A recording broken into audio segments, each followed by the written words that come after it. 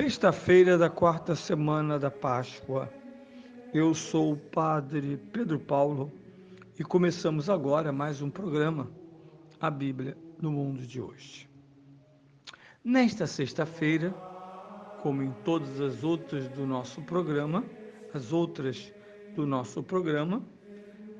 voltamos o nosso olhar, a nossa atenção ao Evangelho da quinta semana da Páscoa.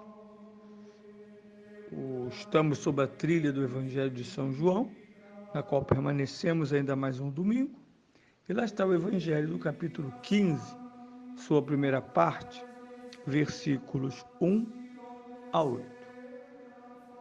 Naquele tempo disse Jesus a seus discípulos: Eu sou a verdadeira vide, e meu Pai é o agricultor.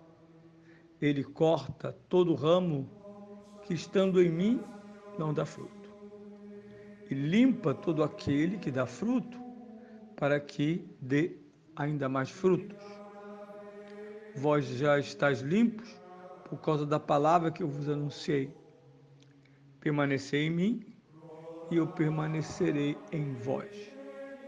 Como o ramo não pode dar fruto por si mesmo, se não permanecer na videira, assim também vós, se não permanecerdes em mim. Eu sou a videira, vós os ramos. Se alguém permanece em mim e eu nele, esse dá muito fruto, porque sem mim nada podeis fazer. Se alguém não permanece em mim, será lançado fora como ramo e secará. Esses ramos apanham-nos, lançam ao fogo e eles ardem. Se permanecerdes em mim e as minhas palavras permanecerem em vós, pedirei o que quiserdes e ser-vos-á concedido. A glória de meu Pai é que deis muito fruto. Então vos tornareis meus discípulos. Muito bem, essa peça poética, muito intensa. Os exegetas reconhecemos aqui, talvez, a única parábola explícita no Evangelho de São João como forma literária. Mas ela se insere dentro dos inumeráveis textos em que Jesus se apresenta segundo títulos e imagens específicas. Eu sou a verdadeira vide e meu Pai o agricultor. Então Jesus nesse Evangelho se apresenta a nós como o Eu sou, o próprio Deus, na natureza do Filho, o Verbo, unida à natureza humana da Virgem Maria, da qual Deus criou o Verbo. Não o Verbo eterno, mas o Verbo que se fez carne. Dito isso, a parábola vai sendo montada, já que a parábola é um dizer que deseja, através de uma comparação, afirmar não a comparação em si, mas como a metáfora, que não tem comparação, deseja apontar o significado último de um dito, verdadeira videira. Mas aqui não é apresentado somente o filho, que nós veremos daqui a pouco, o que diz respeito especificamente ao filho, mas também, importantemente, uma imagem agrícola que envolve Georgés, o agricultor. Jesus não é o Georgés. Jesus é Ampelos, videira. O pai, Pater Ramon, é o Georgés. E aqui Jesus salienta a atividade do pai.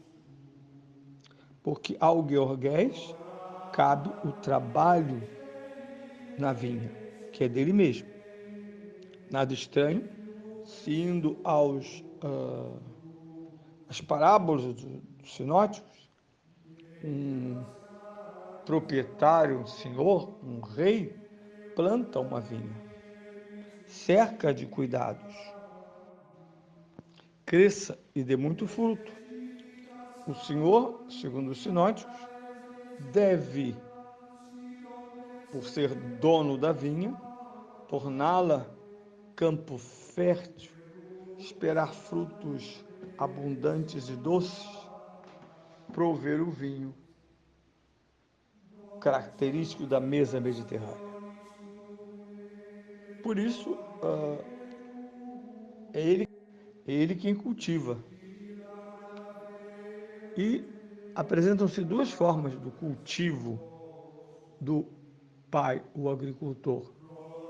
Primeiro, ele corta, simplesmente corta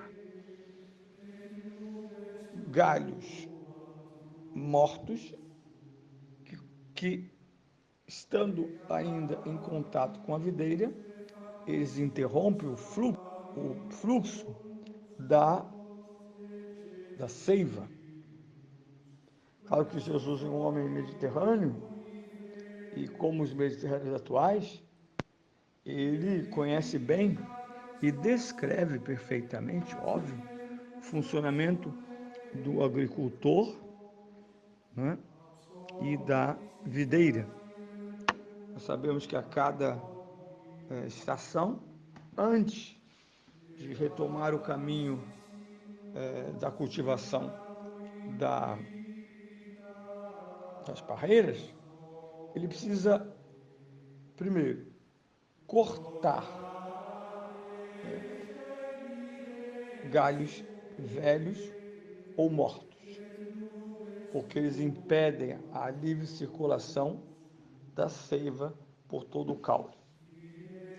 É uma atitude drástica. Não estão na videira sem dar frutos. São eliminados. Segundo elemento, eles também podam, é menos drástico, mas é um trabalho necessário. Podam, de modo que a cada estação, essas videiras produzam cada vez mais. O objetivo do agricultor é possibilitar a videira ampliar a sua produção, aperfeiçoando-a, de modo que em algumas estações, que nós chamamos de safras, o vinho é de excelência. Vinhos que a agricultura vai qualificar como DOC. Assim é a ação do Pai em relação a nós. Ele nos poda e, se necessário, nos arranca da videira. Nós estamos numa fase que a igreja deseja, a igreja atual, mostrar-se mais bondosa do que Deus. Então, por exemplo, excomunhão parece uma palavra ultrapassada, condenação de antivalores também. A igreja não quer passar a má fama de ser intolerante, de não dialogar, de não incluir, mesmo que isso custe a permanência de galhos mortos na videira. Ou então, corrigir a poda é uma ação forte e necessária se eu quero boa qualidade, se eu quero novas gerações com boa qualidade de vida. Eu preciso que elas sejam permanentemente podadas. Ah, não, aí o jovem foge da igreja. Ah, é? Então a sua videira pode produzir frutos amargos, selvagens, inúteis, porque você não deseja podá-los. Pais não querem podar filhos. É como ele pensa, ele diz. Trata-se de um moleque de 9, 10 anos e o pai diz, é como ele pensa. Eu não posso impedir. Coisas que hoje não só assustam, irritam, mas que causam problemas às futuras gerações. Porque nem todos os pais agirão assim. Alguns, e talvez a maioria, eduque bem seus filhos, mas esses, quando forem relacionar-se, namorar ou amizade, foi encontrar outra parte da sua geração que nunca foi podada. Os meninos, como diz a gíria carioca, mimizentos, mimados e inúteis, quando não, nocivos. Pois bem, é nesse campo que a parábola da videira inicia-se, para então chegar ao seu discurso central, em que Cristo vai falar dele mesmo como videira e da nossa relação com ele.